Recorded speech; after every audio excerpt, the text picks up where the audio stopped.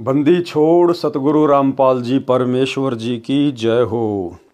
परम पिता परमात्मा सारी सृष्टि के रचनहार कुल मालिक असंख्य ब्रह्मांडों के स्वामी जगत गुरु तीनों लोकों में प्रवेश करके सबका भरण पोषण करने वाले राजाधिराज आत्माधार नाथों के नाथ देवों के देव महादेव सर्वेश्वर महेश्वर मृत्युंजय अजरो अमर आदि अनादि सनातनी प्रभु जगत पिता जगदीश्वर श्री श्री 1008 की उपाधि के वास्तविक अधिकारी अकाल मूरत शब्द स्वरूपी राम वासुदेव सर्वगतम ब्रह्म परम पूज्य प्रथम पूज्य परम शांत परम पुरुष परम धनी परम दयालु सत्य कबीर हक्का कबीर अल्लाहु अकबर बाखबर अल्लाह ताला जगत के तारणहार जगत के मुक्तिदाता जगत के जगन्नाथ हारे के सहारे हिंदुओं के राम मुसलमानों के अल्लाह सिखों के वाहेगुरु ईसाइयों के मसीह दया के सागर दयानिधि करुणा के सागर करुणानिधि स्वयंभू परिभू संकट मोचन कष्ट हरण मंगल करण दुख भंजन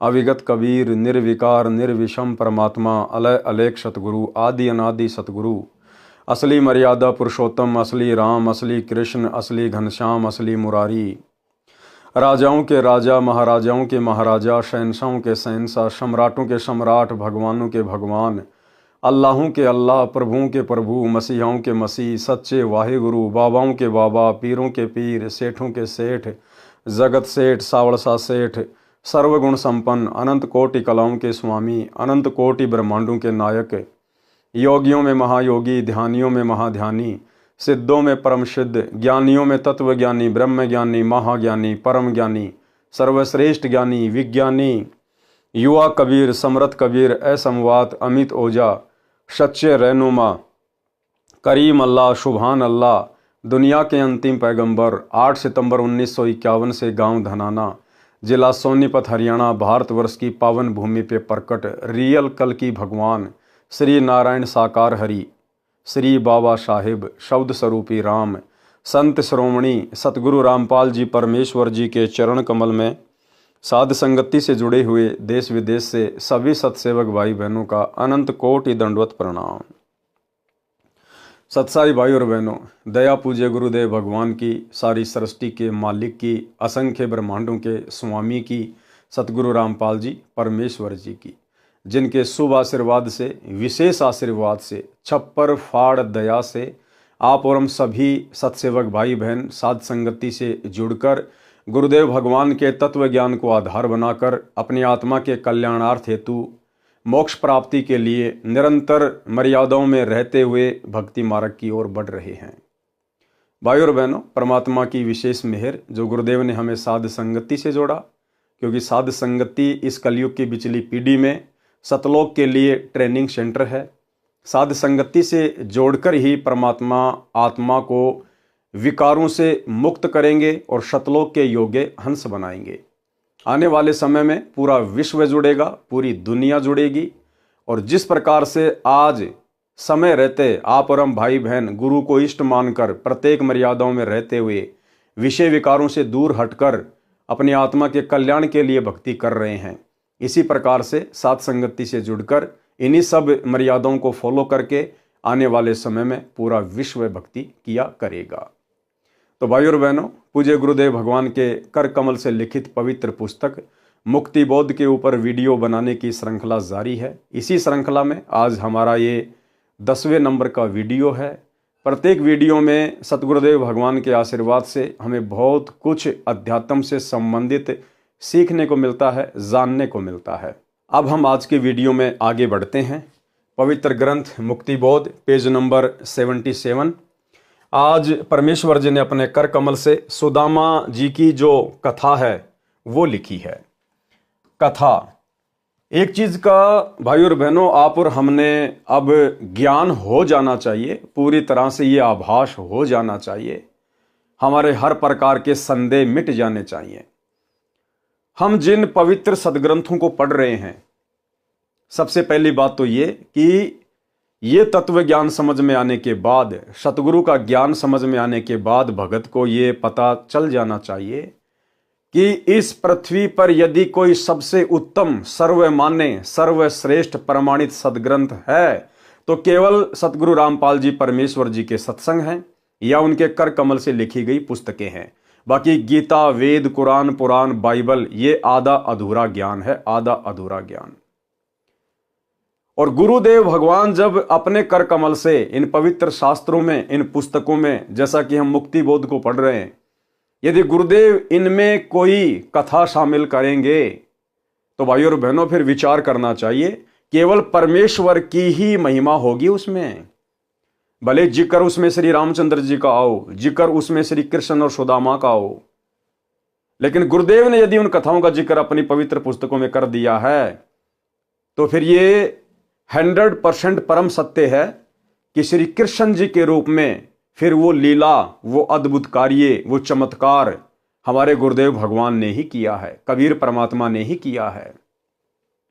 यदि कहीं राम का जिक्र आ गया, किसी अन्य का जिक्र आ गया, ब्रह्मा विष्णु महेश का जिक्र आ गया, तो समझ लेना वो सारे अद्भुत कार्य, अद्भुत लीलाएं गुरुदेव भगवान ने स्वयं ही उन ब्रह्मा विष्णु महेश का रूप धारण करके की हैं। अन्यथा आप और हम भाई बहन, हमारी एक एक श्वास की कितनी कीमत है। गुरुदेव भगवान ने कितना वजन बताया भगत की एक एक श्वास का, कि कहता हूं कहीं जात हूं, कहूं बजाकर ढोल, श्वास जो खाली जात है ये 3 लोक का मोल। तो परमात्मा इन देवी देवताओं की झूठी महिमा करवा के हमारे श्वासें बर्बाद नहीं करवाएंगे। आप और हम भगत भाई बहनों को गुरुदेव भगवान ने इस कलयुग की पिछली पीढ़ी में पैदा केवल ब्रह्मा विष्णु महेश की, देवी देवताओं की, राम और श्री कृष्ण की महिमा के लिए नहीं किया।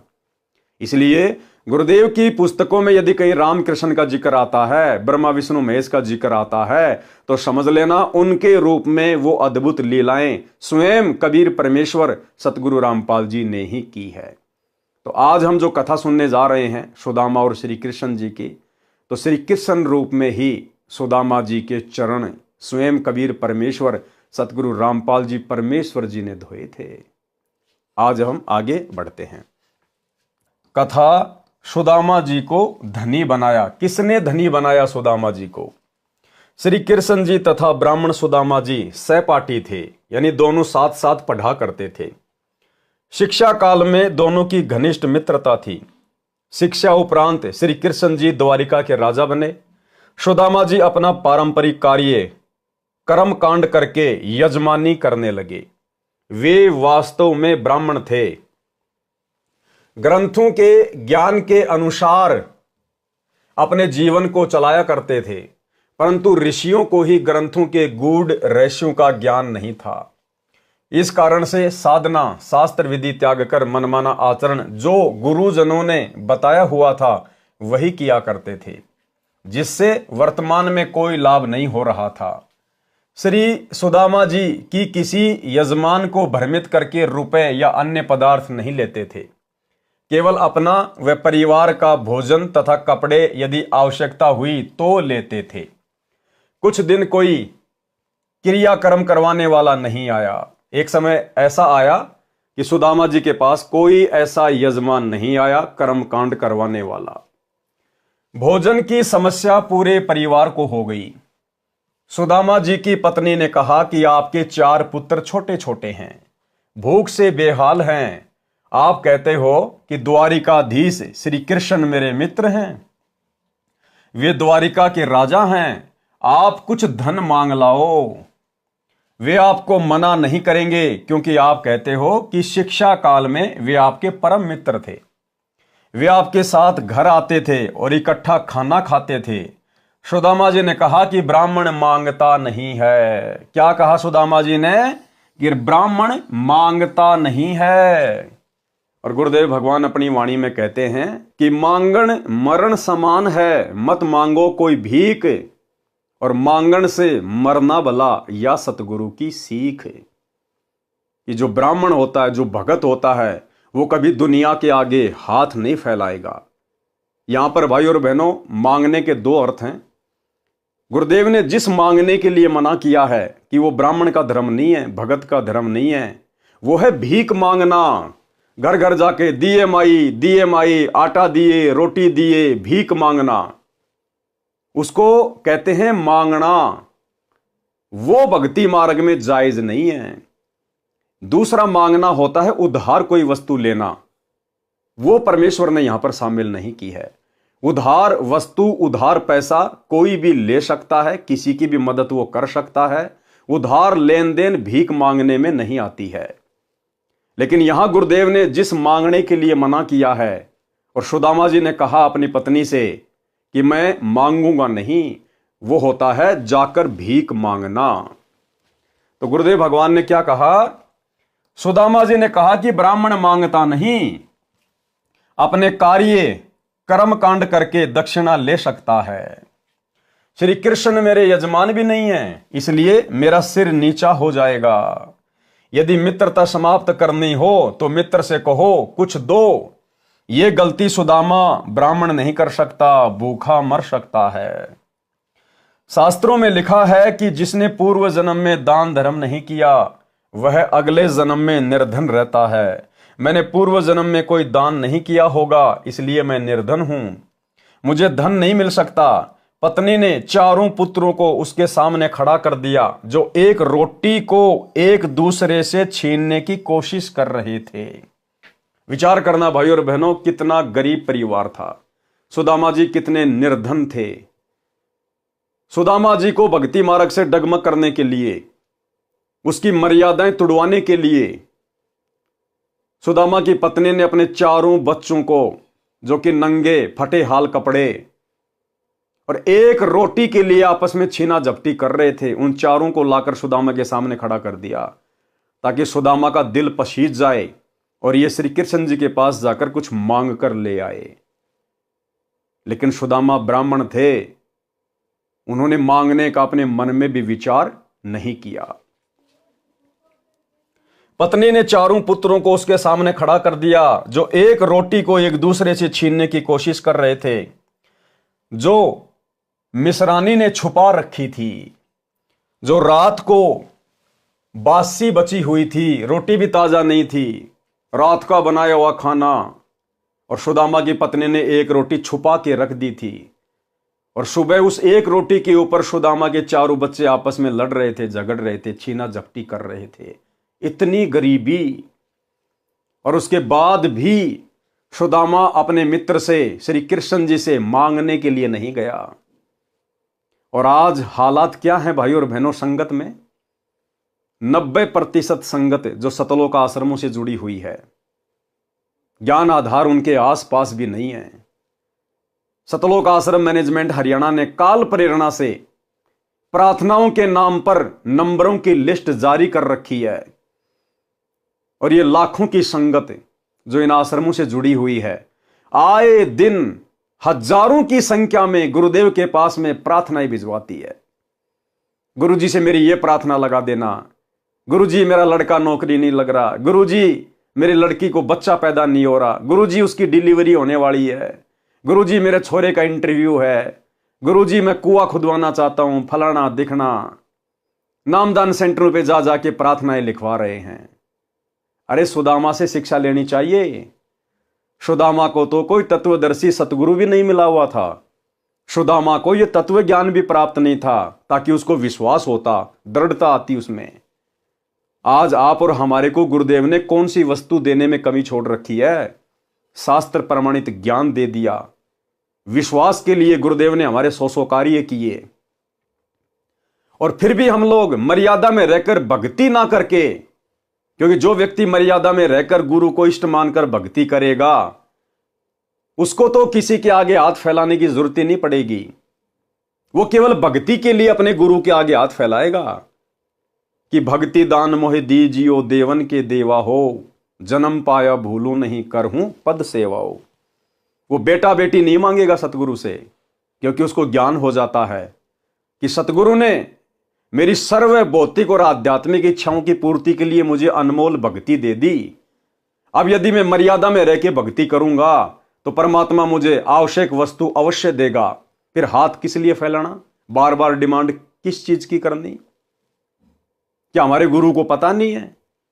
क्या गुरु जी सर्वशक्तिमान नहीं है? क्या गुरु जी दिव्य दृष्टा नहीं है? क्या गुरु जी अंतर्यामी नहीं है, जो गुरु को अपने शिष्यों की तकलीफों के विषय में पता नहीं होगा? तो भाई और बहनों, आप और हम कलयुग की बिचली पीढ़ी वाले तत्वज्ञानी भगत कहां खड़े हैं? और सुदामा जी को देखिएगा, ना शास्त्रों का ज्ञान, ना कोई सच्चा गुरु प्राप्त, फिर भी अपने धर्म कर्म पर अडिग, उसको कहते हैं भगत। तब आज जाके सुदामा जी का नाम है। ये सोचा था कि एक का भी पेट नहीं भरेगा, कौन से बच्चे को दूं, इसलिए उसको छुपा रखा था। वह एक लड़के के हाथ लग गई थी, उससे अन्य छीना झपटी कर रहे थे। मिसरानी ने कहा कि आप इन बच्चों के लिए मांग लाओ। कि पंडित जी, यदि आप अपने लिए ना मांगो तो कम से कम अपने बच्चों के ऊपर तो रहम करो, ये भूखे मर रहे हैं, कम से कम इनके लिए तो मांग के ले आओ कुछ। वह दृश्य देखकर सुदामा एकांत में जाकर परमात्मा से विनय करने लगा तथा आंखों में पानी भराया। हे प्रभु, ये क्या दिन देख रहा हूं, मुझे पूर्व जन्म में कोई मार्गदर्शक ठीक नहीं मिला। देखो भाई और बहनों, कितनी गहरी शिक्षा है। ना सुदामा को तत्व ज्ञान, ना कोई सतगुरु, और उसके बावजूद भाई और बहनों उसने परमात्मा में दोष नहीं देखा, उसने भगवान में दोष नहीं देखा, श्री कृष्ण जी में दोष नहीं देखा। अपने आप को कोसा कि हे प्रभु, मैंने पिछले जन्मों में कोई दान धर्म नहीं किया है, मैंने कोई ऐसे शुभ कर्म नहीं किए परमात्मा जिस कारण से वर्तमान में मुझे धन मिलता। परमात्मा में कोई दोष नहीं देखा उसने।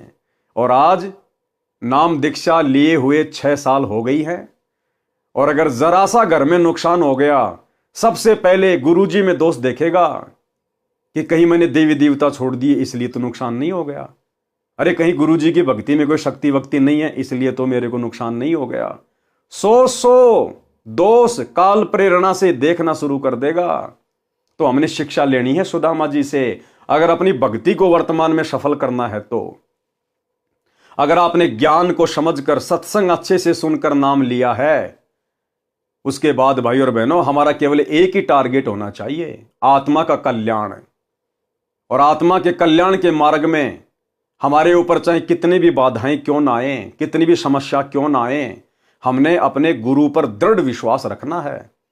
परमात्मा कहते हैं, राम नाम रटते रहो जब तक घट में प्राण, कबू तो दीन दयाल के भिनक पड़ेगी कान। और एक वाणी के माध्यम से गुरुदेव ने हमें समझाया कि नाम सहित बेवतन भला जो दर दर मांगे भीखा। और क्या हुआ छत्तर की छाया चाले यो राजपाट दिल्ली का। कि हे भगत, अगर तुझे सच्चे गुरु का सच्चा नाम प्राप्त है और यदि तुझे देश का राजा देश निकाला भी दे दे और ऐसी नौबत आन पड़े कि तुझे भीख मांग मांग के खाना पड़े, तो भी शुक्र मनाना कि तेरे पास में गुरु का नाम है। तू उस राजा से लाख गुना अच्छा है जो भीख मांग मांग के खा रहा है, तू उस राजा से लाख गुना अच्छा है जो राजा छत्रपति है। कल को तू इस भक्ति के कारण मोक्ष प्राप्त करेगा, सदा सदा का सुख प्राप्त करेगा। और वो राजा जो आज दुनिया को सुखी दिखाई दे रहा है, कल को वो घोर यातनाएं सहेगा, 84 लाख में जाएगा। इसलिए गुरुदेव भगवान हमें शिक्षा देते हैं कि भाई हमने हर स्थिति में, परिस्थिति चाहे कैसी भी हो, और सच्चे सतगुरु से सत उपदेश लेने के बाद भी यदि कभी कभार थोड़ी बहुत परिस्थितियां बिगड़ जाती हैं, तो भाई और बहनों उसका एक ही रीजन है कि हमारे ना जाने कितने कर्म बिगड़े हुए हैं जन्म जन्मांतरों के। ये हमारा कोई पहला जन्म थोड़ी है। परमात्मा कहते हैं, जुगन जुगन के पाप सब और जुगन जुगन के मैल, और जानत हो जगदीश तुम हमने जोर किए बदफैल। ये परमात्मा हमने इतने पाप किए उनकी गिनती नहीं है। एक कसाई अपनी जिंदगी में कितनी हत्याएं करता है, हमने अरबों खरबों जो है वो कसाईयों के जन्म भोगे, हमने कई करोड़ों राजाओं के जन्म भोगे। राजा तो एक कसाई से भी ज्यादा जो है पाप का भागी होता है। तो हमारे इतने संचित पाप कर्मों का ढेर, और उसको परमात्मा यदि हल्का सा काट रहे हैं, थोड़ी बहुत कोई समस्या आ भी रही है, तो यही सोचना चाहिए कि परमात्मा मेरी पहाड़ जैसी समस्या को और हल्के में काट रहा है।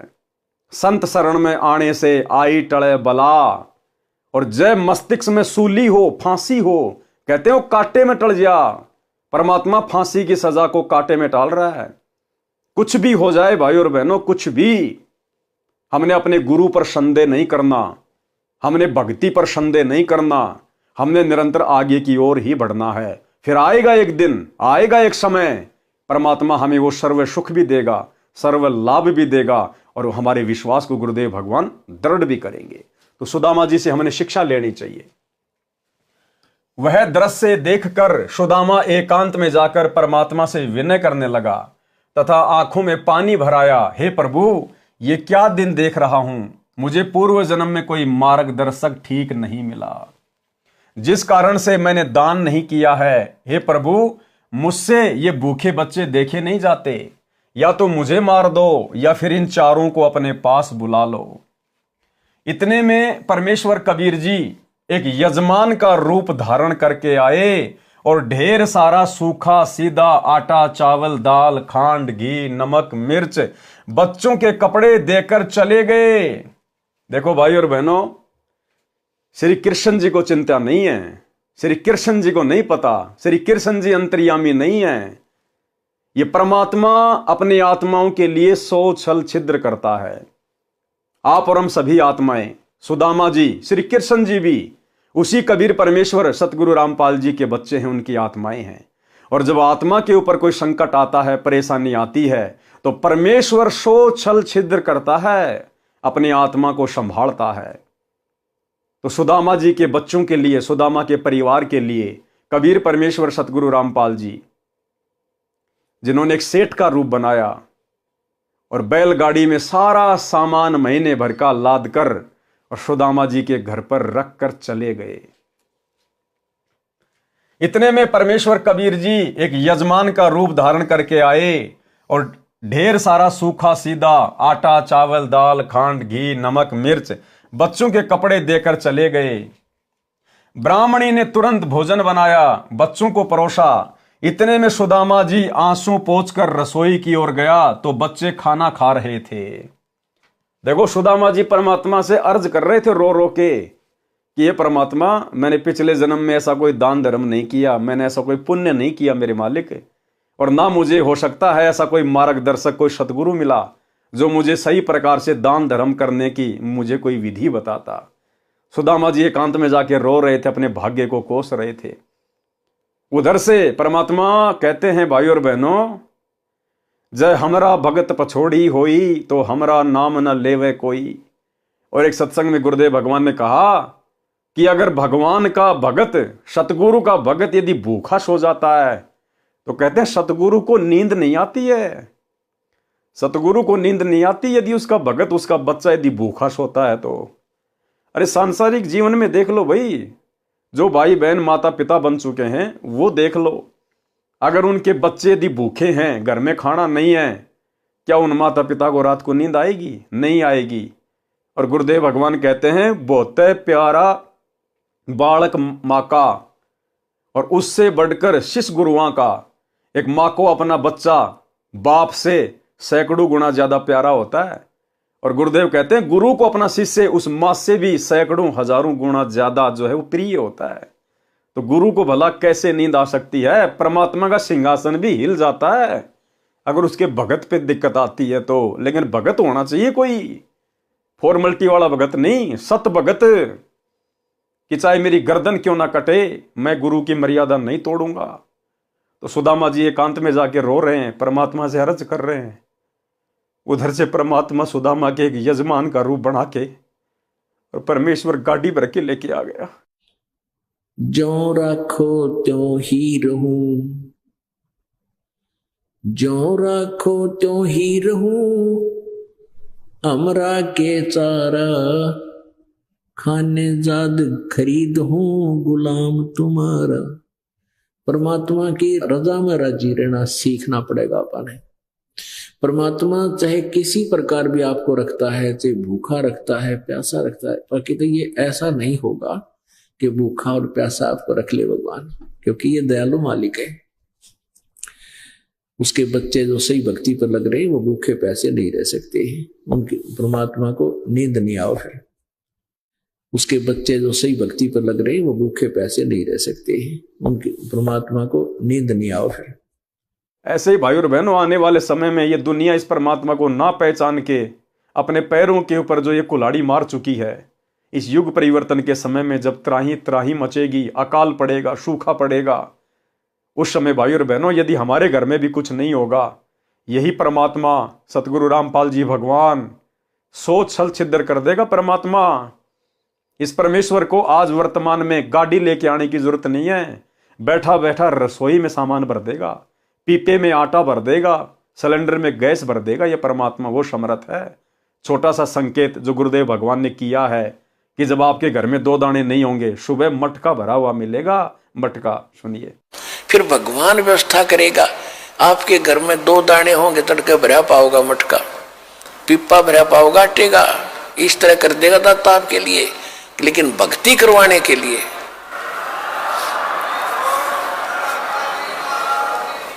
ये उनकी करेगा जो भक्ति करेंगे, और जो बकवाद चाहोगे वो अपना करते रहियो। ठीक है, जैसा भक्ति भजन करेंगे उनका लाभ मिल जाएगा, लेकिन वो समस्याएं खड़ी रह जाएंगी। तो भाई और बहनों, परमात्मा कहते हैं चिंत्या तो हरि नाम की और न चिंत्या दास, और जो कोई चिंत्या नाम बिना सोई काल की फांस। हम सत्सेवक भाई बहनों ने केवल चिंत्या एक ही बात की करनी है। अब इस स्टेज पर आने के बाद केवल मर्यादाओं की। भाई घर छूटो चाहे जग रूठो, चाहे रूठो ये संसारा हो, कौन सुनेगा फिर मेरी काल लोक में जब गुरु रूठ गया मेरा हो।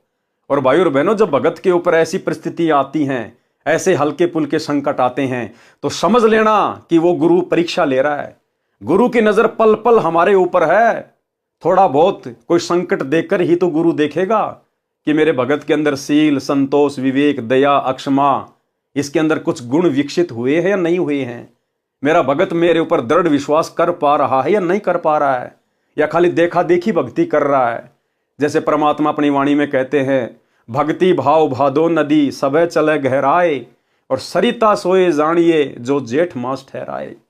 असली नदी वो है जो जेठ के महीने में, जून के महीने में, गर्मी के महीने में भी जो बहती रहे, असल में वो है नदी। तो भगवान सतगुरु अपने भक्तों को थोड़े बहुत कष्ट देकर, अपनी तरफ से परेशानियां देकर भी अपने भगत की परीक्षा लेता है। तो सुदामा जी ने परमेश्वर से एकांत में जाके रो रो के अर्ज की। उधर से परमपिता परमेश्वर जी आए और मालिक सारा सामान घर में रख के चले गए। इतने में परमेश्वर कबीर जी एक यजमान का रूप धारण करके आए और ढेर सारा सूखा सीधा आटा, चावल, दाल, खांड, घी, नमक, मिर्च बच्चों के कपड़े देकर चले गए। ब्राह्मणी ने तुरंत भोजन बनाया, बच्चों को परोसा। इतने में सुदामा जी आंसू पोंछकर रसोई की ओर गया तो बच्चे खाना खा रहे थे। पूछने पर पता चला कि कोई भगत आया था। कौन भगत आता था भाई और बहनों? गरीब की मदद कौन करता है? गरीब की मदद तो केवल गरीब निवाज करता है, भगत की मदद केवल सतगुरु करता है। पूछने पर पता चला कि कोई भगत आया था, वह सामान दान कर गया है। सुदामा जी ने पूछा कि क्या नाम बताया था? पत्नी ने कहा कि दामोदर नाम बताया था। दामोदर अपने आप को छुपाया परमात्मा ने, जैसे आज छुपा रहे हैं अपने आप को। संत रामपाल जी के नाम से आ गए कबीर परमात्मा। पत्नी ने कहा कि दामोदर नाम बताया था। सुदामा जी ने अपने दिमाग पर जोर दिया तो कोई भी दामोदर नाम का यजमान उनका नहीं था। कि भाई मेरा तो कोई दामोदर नाम का कोई यजमान है ही नहीं, भला कौन दे गया? उस नाम का कोई भी व्यक्ति नगरी में नहीं था। उस दिन के अतिरिक्त 3 दिन का राशन पूरे परिवार का था। 3 दिन का राशन रख गए परमात्मा पूरा। 3 दिन का क्यों रखा? मालिक ने आगे भी सोच रखा था कि आगे मैं किस विधि से इन बच्चों का पालन पोषण करूंगा। उस दिन के अतिरिक्त 3 दिन का राशन पूरे परिवार का था।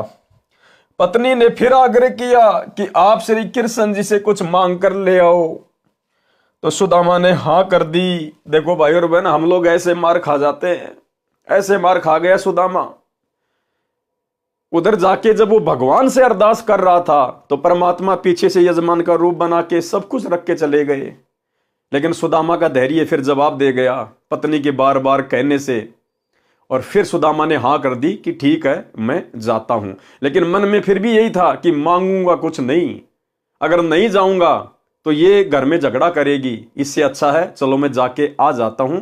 अगर वो अपने आप दे देगा तो ठीक है, नहीं तो मैं नहीं मांगूंगा। पत्नी ने फिर आग्रह किया कि आप श्री कृष्ण जी से कुछ मांग कर ले आओ। तो सुदामा ने हां कर दी, परंतु मन में यही था कि जाकर आ जाऊंगा, मांगूंगा नहीं।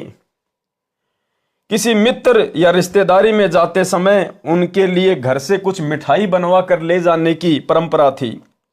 उसके स्थान पर पत्नी ने 3 मुट्ठी यानी 250 ग्राम चावल भूनकर भगत के पल्ले से बांध दिए। सुदामा जी द्वारिका में तीसरे दिन शाम को पहुंचा। मैले कपड़े, टूटी जूती, एक भिखारी जैसे वेश में श्री कृष्ण जी के राजभवन के सामने द्वार पर खड़ा हो गया और द्वारपाल से अंदर जाने के लिए आज्ञा चाही। तो द्वारपाल ने परिचय पूछा, कौन हो, क्या नाम है, कहां से आए हो, क्या काम है? ये राजा का राजभवन है, आपको किससे मिलना है? सुदामा जी ने अपना परिचय दिया। फिर द्वारपाल ने कहा कि पहले हम महाराज जी से आज्ञा लेकर आएंगे, यदि आज्ञा हुई तो आपको मिलाएंगे। द्वारपाल ने श्री कृष्ण जी को सब पता बताया। तो श्री कृष्ण नंगे पैरों सिंहासन छोड़कर दौड़े दौड़े आए। श्री कृष्ण भाई और बहनों राजा था, राजा में अहंकार होता है, राजा में मान बढ़ाई होती है। राजा अपने एक मैले कुचैले गरीब से भगत के लिए नंगे पैर दौड़कर नहीं आता कभी भी। राजा को सौ टेंशन हो जाएगी, लोग क्या कहेंगे, दुनिया क्या कहेगी। वो परमपिता परमेश्वर, सारी सृष्टि का राजा कबीर भगवान सतगुरु रामपाल जी उस समय श्री कृष्ण जी के रूप में सिंहासन पर विराजमान थे और मालिक को मालूम था कि मेरा बच्चा आ रहा है। और भगवान का बच्चा और 3 लोक के देवताओं के आगे हाथ फैलाए, ये भगवान सहन नहीं कर सकता। इसलिए परमात्मा सतगुरु रामपाल जी स्वयं श्री कृष्ण रूप बनाकर सिंहासन पर जाकर बैठ गए। और जैसे ही सुदामा का नाम सुना, तुरंत नंगे पैर दौड़ लिए परमात्मा। ये परमेश्वर अपनी आत्माओं से इतना प्रेम करते हैं और आप और हम आज भी इनको नहीं पहचान पा रहे। आज हमारे लिए 21 महीने की 2006 में जेल, 2014 से 10 साल से जेल। भाई और बहनों, आम संत होता तो फांसी खा के मर जाता, फांसी खा के। परमार्थ के लिए निस्वार्थ भाव से इतना संघर्ष धरती पे कोई नहीं कर सकता। केवल एक बाप अपने बच्चों के लिए कर सकता है, परमात्मा अपनी आत्माओं के लिए ही कर सकता है। तो परमेश्वर दौड़ लिए। द्वारपाल ने श्री कृष्ण जी को सब पता बताया। तो श्री कृष्ण जी नंगे पैरों सिंहासन छोड़कर दौड़े दौड़े आए और मैले धूल भरे कपड़ों समेत सुदामा जी को गले से लगा लिया और सिंहासन पर बैठा दिया, अपने सिंहासन पर बैठा दिया परमेश्वर ने। फिर अपने हाथों सुदामा जी के पैर धोए। भाई और बहनों, आज हमें अपने गुरुदेव के चरणामृत को बनाने के लिए उनके चरण धोने में शर्म आ रही है। और यहां परमात्मा ने अपनी आत्मा को सिंहासन पर बैठा कर उनके पैर धोए गरम गरम पानी से परमेश्वर जी ने। फिर अपने हाथों सुदामा जी के पैर धोए, नहाया, नए कपड़े पहनाए, कई प्रकार का भोजन बनवाया। खाने के लिए जो चावल सुदामा जी लाए थे उनको बड़ी रुचि के साथ श्री कृष्ण जी ने खाया। भाई और बहनों, बहुत गहरी शिक्षा है, ध्यान रखना। सुदामा जी की पत्नी ने, मिश्रानी ने जो 250 ग्राम चावल, 3 मुट्ठी चावल जो दिए थे भून के, परमेश्वर ने, सतगुरु रामपाल जी भगवान ने बड़े प्रेम के साथ में खाए, बड़े आनंद के साथ में खाए। सुदामा जी के चावल का भोग लगाया परमात्मा ने। सुदामा जी के खाने के लिए कई प्लेटों में हलवा, खीर, कई सब्जी रोटी सामने रख दी। सुदामा जी को अपने घर का दृश्य याद आया कि आज शाम का खाना घर पर नहीं है, बच्चे भूखे बैठे हैं, रो रहे होंगे, माँ रोटी रोटी कह रहे होंगे, मैं ये पकवान कैसे खाऊं? यदि नहीं खाऊंगा तो श्री कृष्ण जी को पता चलेगा कि मैं कुछ नहीं मांगने आया हूं। इसलिए एक टुकड़ा लेकर धीरे धीरे खाने लगा, उंगलियों को बार बार मुख में चाटकर समय बिताने लगा। परंतु श्री कृष्ण की दृष्टि तो मित्र के मुख कमल पर थी। परमेश्वर कबीर देव सतगुरु रामपाल जी की दृष्टि तो अपने भगत के मुख कमल के ऊपर थी। और ना होती तो भी कोई बड़ी बात नहीं भाई और बहनों, ये मालिक तो अंतर्यामी है। सब हाव भाव देख रहे थे, कहा खा ले यार सुदामा, क्यों उंगली चाटे जा रहा है। सुदामा जी ने 2 रोटी खाई तथा खीर हलवा नाम मात्र खाया और हाथ धोकर बैठ गया। श्री कृष्ण जी ने पूछा कि बच्चे तथा भाभी जी कुशल हैं, निर्वाह ठीक चल रहा है। सुदामा जी ने कहा, अब देखो भाई और बहनों क्या कहा, आप और हमें शिक्षा लेनी चाहिए कि भगत का स्वभाव कैसा होना चाहिए। सुदामा जी कितने फटे हाल, कितने निर्धन, कितने गरीब, खुद ने पेट भर के भोजन नहीं खाया, बार बार चिंता उसको अपने बच्चों की सता रही थी कि घर में आज भोजन नहीं है, बच्चे भला क्या खा रहे होंगे। लेकिन जब भगवान ने पूछा, जब श्री कृष्ण जी ने पूछा कि बच्चे तथा भाभी जी कुशल हैं, निर्वाह ठीक चल रहा है, सुदामा जी ने कहा कि तेरी दया से है भगवान हमको सुख सारा, किसी वस्तु की कमी नहीं, मेरा ठीक गुजारा। कि ये परमात्मा आपके रहते सहते, ऐसे मित्र के रहते सहते भला आपके सुदामा को, आपके भगत को, आपके मित्र को क्या कमी हो सकती है परमात्मा। और आज गुरु जी के पास में प्रार्थनाओं पे प्रार्थना, प्रार्थनाओं पे प्रार्थना, सिर्फ मांगे जा रहे हैं, भक्ति कोई नहीं करता मर्यादा में रह के, सिर्फ हाथ फैलाए जा रहे हैं। तेरी दया से है भगवान हमको सुख सारा, किसी वस्तु की कमी नहीं, मेरा ठीक गुजारा। श्री कृष्ण जी तो समझ चुके थे कि ये मर जाएगा पर मांगेगा नहीं। उसी समय सुदामा जी को दूसरे कमरे में विश्राम के लिए निवेदन किया और राज दरबार में जाकर विश्वकर्मा जी को बुलाया, जो मुख्य इंजीनियर था, तथा सुदामा जी का पूरा पता लिखाकर उसका सुंदर महल बनाने का आदेश दिया। इस कबीर परमेश्वर जी को कोई आवश्यकता नहीं है किसी इंजीनियर को बुलाने की, ये खुद ही इंजीनियर है जिन्होंने पूरी कायनात को रचा है। इस परमेश्वर ने खुद ही सारा खेल खेला और सुदामा जी का महल बना दिया, तथा कहा कि लाखों रुपए का धन ले जा, जो भगत के घर रखाना, ये कार्य 1 सप्ताह में होना चाहिए। विश्वकर्मा जी ने 6 दिन में कार्य संपूर्ण करके रिपोर्ट दे दी।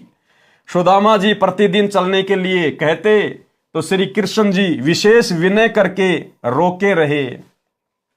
7वें दिन सुदामा चल पड़ा, नए बहुमूल्य कपड़े पहने हुए थे। रास्ते में सोचता हुआ आ रहा था कि श्री कृष्ण मेरे से पूछ रहा था कि किसी वस्तु का अभाव तो नहीं है, क्या उसको दिखाई नहीं दे रहा था कि मेरा क्या हाल है। वही बात सही हुई कि मित्रता समान हैसियत वालों की निभती है। सुदामा जी के मन में दोष आ गया। अंत में परमेश्वर जी ने सुदामा जी को विदा कर दिया और बढ़िया बढ़िया सुंदर सुंदर जो है कपड़े उनको पहना दिए।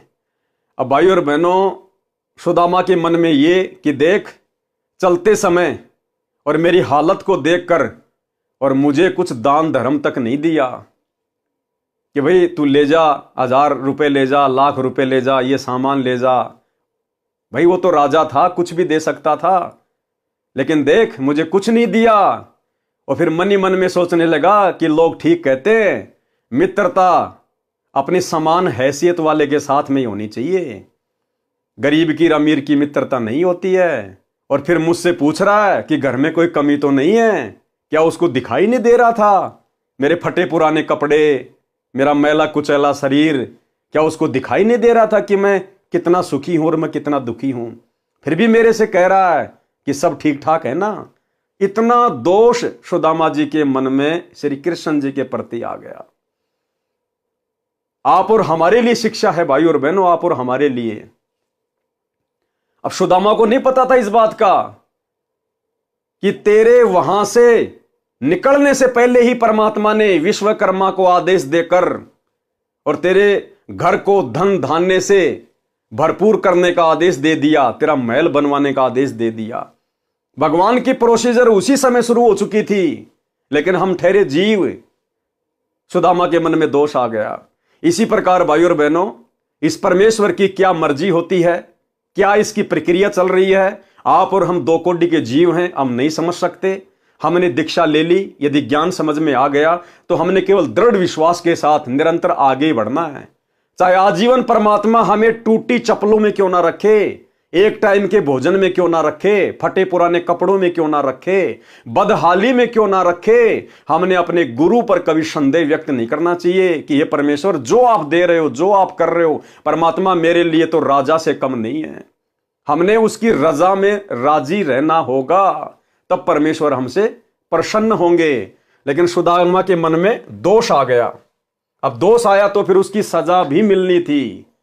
रास्ते में जंगली लोगों ने सुदामा के वो कपड़े छीन लिए, नंगा कर दिया सुदामा को, अंडरवियर तक नहीं छोड़ी उसकी। ये उसको सजा मिली भगवान के ऊपर संदेह करने की। रास्ते में सोचता हुआ आ रहा था कि श्री कृष्ण मेरे से पूछ रहा था कि किसी वस्तु का अभाव तो नहीं है। क्या उसको दिखाई नहीं दे रहा था कि मेरा क्या हाल है? वही बात सही हुई कि मित्रता समान हैसियत वालों की निभती है। इतनी देर में जंगली भीलों ने रास्ता रोक लिया और कहा कि निकाल दे जो कुछ ले रखा है। सुदामा जी ने कहा कि मेरे पास कुछ नहीं है। भीलों ने तलाशी ली तो कुछ नहीं मिला। सुदामा जी के कीमती धोती कुर्ता छीन ले गए, उसको नंगा छोड़ गए। सुदामा जी को यह सजा अविश्वास की मिली थी। किस बात की सजा मिली भाई और बहनों? अविश्वास की। जबकि सुदामा तो उस समय परमेश्वर की शरण में भी नहीं था। उसने कोई गुरु भी धारण नहीं कर रखा था जो तत्वदर्शी हो। उसके बाद भी भगवान के ऊपर अविश्वास करने की यह सजा मिली। आज आप हमें वही परमात्मा मिला हुआ है, कबीर देव सतगुरु रामपाल जी। आज हम इनकी शरण में हैं। और यदि आज हमने अपने गुरुदेव पर किसी भी पॉइंट को लेकर, किसी भी बात को लेकर यदि हमने जरा भी संदेह व्यक्त कर लिया, किसी के कहने से, कुछ भी बकवाद करने से, दुनिया भर के सिरपरे सोशल मीडिया पर तरह तरह के वीडियो बनाकर गुरुदेव भगवान के ऊपर उंगलियां उठाते रहते हैं, यदि हमने जरा सा भी मन में संदेह कर लिया तो भाई और बहनों, अविश्वास की सजा कहीं न कहीं हमें अवश्य भोगनी पड़ेगी। सुदामा जी को यह सजा अविश्वास की मिली थी। शाम को सूर्य अस्त के बाद अपनी झोपड़ी से थोड़ी दूरी पर अंधेरे में एक पेड़ के नीचे खड़ा होकर देखने लगा तो देखा कि झोपड़ी उखाड़कर फेंक रखी है। अब सुदामा को नहीं पता था इस बात का कि झोपड़ी उखाड़कर भगवान ने महल बनवा दिया। सुदामा ने देखा भाई किसी अमीर आदमी ने और मेरी झोपड़ी को उखाड़ दिया और यहां पर अपना महल बना लिया, और भाई पता नहीं मेरे बच्चे कहां होंगे, किस हाल में होंगे, भूखे मर रहे होंगे। ये सोचने लगा एक पेड़ के नीचे खड़ा होकर। अंधेरा था, नंगा था, एक पेड़ के ओट में खड़ा होकर सोचने लगा। अपने मकान के पास में खड़ा होकर देखने लगा तो देखा कि झोपड़ी उखाड़कर फेंक रखी है। उसके स्थान पर आलीशान महल 2 मंजिल का बना है। सुदामा जी दुखी हुए कि किसी ने झोपड़ी भी उखाड़ दी और कब्जा करके अपना मकान बना लिया। बच्चे तथा पत्नी पता नहीं कहां भूख के मारे डूबकर मर गए होंगे। अब जीवित रहकर क्या करना है? मैं भी दरिया में समाधि लेकर जीवन अंत करता हूं। यदि परिवार जीवित भी होगा तो भूख के मारे तड़फ रहा होगा, मेरे से देखा नहीं जाएगा। वहां से चलने वाला था, उसकी पत्नी महल पर खड़ी होकर अपने पति के आने की बाट देख रही थी। जो मिसरानी थी वो महल की छत पे खड़ी होकर सुदामा का वेट कर रही थी कि पंडित जी कहीं विचलित ना हो जाएं, पंडित जी कहीं डगमग ना हो जाए। वह विचार कर रही थी कि पंडित जी अपनी झोपड़ी को न पाकर कुछ बुरी ना सोच लें। इसलिए द्वारिका के रास्ते पर टकटकी लगाए खड़ी थी। उसने उसी समय एक व्यक्ति अंधेरे में खड़ा महसूस हुआ। पंडिताइन ने देखा कि एक व्यक्ति सामने अंधेरे में खड़ा है। मिश्राणी शीघ्रता से दीपक लेकर उस ओर चली। सुदामा जी पेड़ की ओट में होकर देखने लगा कि यह स्त्री कौन है, दीपक लेकर कहां जाएगी। दीपक की रोशनी में सुदामा ने अपनी पत्नी को पहचान लिया, परंतु महल से आई है, यह क्या माजरा है। सुदामा जी ने कहा कि दीपक बुझाओ, मैं नंगा हूं। रास्ते में भीलों ने मेरे वस्त्र छीन लिए जो श्री कृष्ण जी ने नए बहुत कीमती बनवाए थे। पंडितानी ने दीपक बुझा दिया। सुदामा ने पूछा कि यह महल किसने बना दिया, अपनी झोपड़ी किसने उखाड़ दी। आपकी कृपा से सब कुशल है, किसी वस्तु की कमी नहीं है, निर्वाह ठीक चल रहा है। भाई और बहनों, विचार करने की बात है, गहरी शिक्षा है। जिस समय परमेश्वर जी ने सुदामा से पूछा, हालचाल पूछा कि गुजारा ठीक चल रहा है, घर पर सब ठीक ठाक हैं, बच्चे कुशल मंगल हैं। यदि सुदामा जी उस समय आप और हम जैसे 2 कोड़ी के कलयुगी बिचली पीढ़ी वाले भक्तों की तरह नादानी दिखा देता और रोने लग जाता कि हे परमात्मा, मैं तो बहुत गरीब हूं, मेरे बच्चे भूखे हैं, एक रोटी के लिए तड़प रहे हैं, रो रहे हैं। अगर सुदामा यदि गिड़गिड़ाना शुरू कर देता उस समय, भाई और बहनों, परमात्मा सुदामा पूरी नहीं रचता, परमात्मा महल नहीं बनवाता। उसकी गिड़गिड़ाहट को देखकर एक बैलगाड़ी सामान की भर के भेज देता, इससे ज्यादा नहीं देता परमात्मा। लेकिन भगत ने दृढ़ता दिखाई, भगत ने दृढ़ता दिखाई कि भगवान आपके दया से सब कुछ कुशल मंगल है, आपके रहते सहते भला आपके मित्र को क्या हो सकता है। तब परमेश्वर प्रसन्न हुए। और आज ये दास जाया करता था 2013 में, जब दास ने दीक्षा ली गुरुदेव भगवान से, उन्हीं के आशीर्वाद से, तो जब दर्शनों के लिए गुरुदेव भगवान के पास लाइन लगा के जाया करते थे, तो भाई और बहनों, 100 में से 90 भगत केवल अपने दुख, अपनी प्रार्थना किया करते थे। गुरुजी ये समस्या है, गुरुजी ये हो गया, गुरुजी वो हो गया। सिर्फ अपने दुखों के लिए रोना धोना, सिर्फ अपने दुखों के लिए रोना धोना। और यहां सुदामा जी क्या कर रहे हैं, देख लो। अरे सच्चे सतगुरु अंतर्यामी भगवान के आगे दुखों के लिए नहीं रोया जाता। इस कलयुग की बिचली पीढ़ी में वो महामूर्ख मंद बुद्धि भगत होगा जो सतगुरु के आगे दुखों को लेकर रोएगा। दुखों के लेकर वो रोएगा जिसको ज्ञान नहीं होगा, जिसको सतगुरु अंतर्यामी नजर नहीं आएगा, जिसको सतगुरु कबीर परमेश्वर नजर नहीं आएगा। अन्यथा गुरु ने हमें वो जड़ी बूटी दे दी, वो साधना दे दी, अगर हम मर्यादा में रहकर इसका जाप करेंगे, परमेश्वर बिना मांगे देगा, बिना मांगे। मैंने भी कह दिया था कि आपकी कृपा से सब कुशल है, किसी वस्तु की कमी नहीं है, निर्वाह ठीक चल रहा है। पत्नी ने कहा कि आप कहां मांगने वाले हो, वे तो अंतर्यामी हैं, सब जान गए थे। सुदामा जी ने कहा कि सब जान गए थे, इसलिए तो मेरे वस्त्र भी छिनवा दिए कि अंतर्यामी थे। और वो मेरे मन की बात को जान गए कि रास्ते में आते समय मैंने उनके प्रति क्या क्या घटिया विचार अपने अंदर पैदा किए थे। अंतर्यामी थे तभी तो मेरे कपड़े भी छिनवा दिए। मैं विचार करता जा रहा था कि देखा, मित्र मेरे से पूछ रहा था कि सब ठीक तो है, किसी वस्तु की कमी तो नहीं है। मैं सोच रहा था कि क्या उसको मेरी दशा देखकर यह नहीं पता था कि यह दशा क्या ठीक ठाक की होती है। ठीक ही कहा है कि मित्रता तो समान हैसियत वालों की निभती है।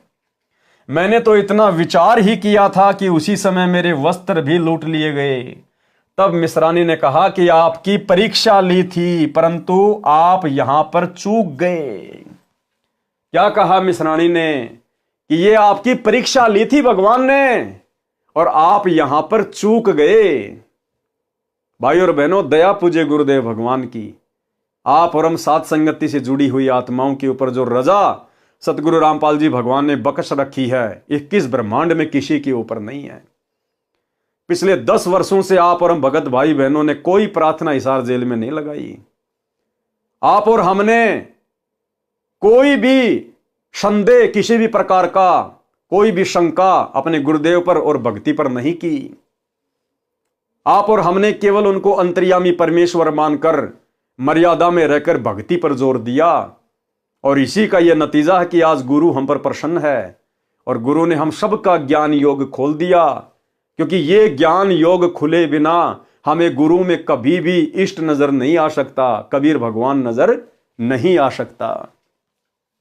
तब मिश्रानी ने कहा कि आपकी परीक्षा ली थी, परंतु आप यहीं पर चूके थे, उसी का झटका आपको दिया। अब देख तेरे मित्र का कमाल, अब देख परम मित्र का कमाल। साधु माई बाप है, साधु बाई बंद, साधु मिलावे राम से काटे यम के फंद।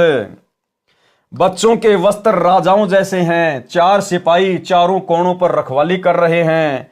वाणी नंबर 106 में यही कहा है कि संत सुदामा जी श्री कृष्ण के संगी यानी मित्र थे, जो दारिद्र यानी निर्धनता की दरिया नदी यानी अत्यधिक निर्धन व्यक्ति था, उसके चावल खाकर कंचन सोने के महल बख्श दिए, यानी निशुल्क मुफ्त में दे दिए। क्या खाकर? उसके चावल खाकर। देखो भाई और बहनों, परमात्मा कहते हैं खेल चाहे डिस्ट्रिक्ट लेवल का हो, चाहे नेशनल लेवल का हो, चाहे इंटरनेशनल लेवल का हो, नियम एक जैसे ही होते हैं। ठीक इसी प्रकार यह भक्ति मार्ग है। यह भक्ति चाहे 3 लोक की हो, चाहे किस ब्रह्मांड की हो, चाहे सतलोक की हो, नियम एक जैसे ही हैं। उस अंतर्यामी कबीर परमेश्वर सतगुरु रामपाल जी को बचपन से लेकर उस समय तक सुदामा की सारी स्थिति का पता था। क्या परमात्मा पहले उसके घर नहीं बनवा सकते थे? क्या पहले परमात्मा उसके घर को धन धान्य से परिपूर्ण नहीं कर सकते थे? कर सकते थे, ये सर्वशक्तिमान है, लेकिन क्यों नहीं किया? इस भक्ति का नियम है। परमात्मा कहते हैं देते को हरि देत है जहां तहां से आण, और अण देवा मांगत फिर साहिब सुने नहीं कान। जब तक उस कबीर परमेश्वर जी ने सुदामा के चावल का भोग नहीं लगा लिया, तब तक सुदामा के ऊपर मेहर नहीं बख्शी। समझ जाओ भाई और बहनों, कितनी बड़ी मेहर हुई है साथ संगति से जुड़ने के बाद। आज इस पूरे 21 ब्रह्मांड में यदि उस कबीर परमेश्वर को कोई इष्ट मानकर गीता अध्याय 3 श्लोक नंबर 13 के अनुसार निस्वार्थ भाव से अपनी आत्मा के कल्याण के लिए, गुरु को प्रसन्न करने के लिए यदि कोई उन्हें भोग लगा रहा है भंडारे का, भोग की आरती के साथ, अन्नदेव की आरती तो पूरी संगति करती है, लेकिन परमेश्वर को, कबीर देव को, सतगुरु रामपाल जी भगवान को भोग की आरती के साथ में भोग लगता है, भोग की आरती के साथ में। और केवल साध संगति से जुड़ी हुई आत्माएं हैं जिन्होंने घर को ही आश्रम बनाकर और घर पर गुरुदेव का आसन लगाकर, उनका बेड लगाकर और भोग की आरती के साथ में सभी भाई बहन अपने इष्ट को भोग लगाते हैं। 21 ब्रह्मांड में केवल चंद ही आत्माएं हैं। ये विधान है यहां से पार होने का, मोक्ष प्राप्त करने का, गुरु को प्रसन्न करने का। आप विचार करो भाई और बहनों, नाम दीक्षा के साथ ही गुरुदेव हमें एक छोटी सी पुस्तक देते, भक्ति बोध, जिसमें तीनों समय की आरती होती है। आप उस भक्ति बोध में देखेंगे सबसे पहले आपको लिखा हुआ मिलेगा नित्य नियम सुबह का। क्यों लिखा गुरुदेव ने? आप और हमारे लिए, हम रोज नित्य नियम करते हैं। फिर लिखा है असुर निकंदन रमेणी। क्यों लिखी गुरुदेव ने? आप और हमारे लिए, रोजाना करने के लिए, हम सब रमेणी करते हैं। फिर है संध्या आरती। क्यों लिखी गुरुदेव ने? आप और हमारे लिए, हम सब रोजाना संध्या आरती करते हैं। उसके बाद लिखा है अन्नदेव की छोटी आरती और अन्नदेव की बड़ी आरती। क्यों लिखी? आप और हम भक्तों के लिए। क्यों? रोजाना करने के लिए, हम सब करते हैं। उसके बाद लिखा भोग लगाने की विधि। क्यों लिखी गुरुदेव ने? गुरु को भोग लगाने के लिए। लेकिन संगत में आज कौन कर रहा है?